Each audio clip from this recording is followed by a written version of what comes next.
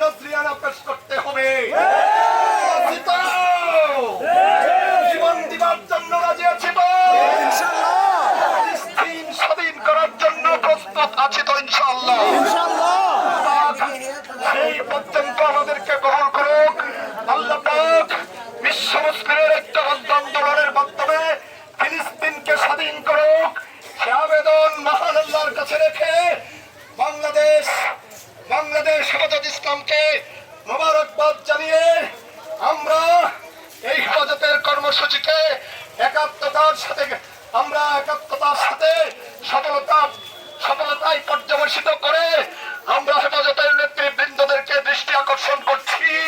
আমরা আপনাদের সাথে অতীতে ছিলাম, ভবিষ্যতে আছি, জীবন দিবার জন্য লক্ষ কোটি জনতা প্রস্তুত।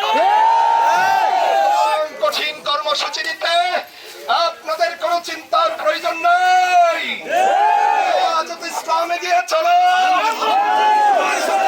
আমরা আছি তোমার সাথে।